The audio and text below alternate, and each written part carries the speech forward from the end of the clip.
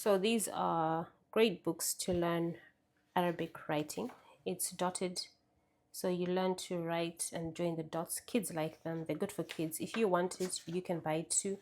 And it helps with like vocabulary as well. So you see, it's got different letters.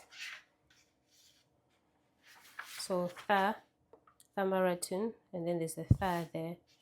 Iblun there. Khiyarun there. There's the letter. So you get the bonus of learning vocabulary and practicing the letters. And then later on, there are words. Yeah, you'll be practicing to write words.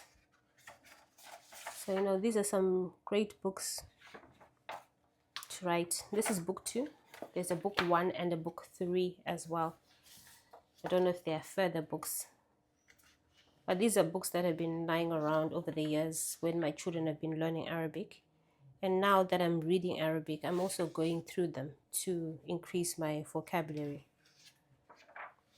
So, as well as, you know, if you want, practice writing your alphabets on pieces of paper, which you can do.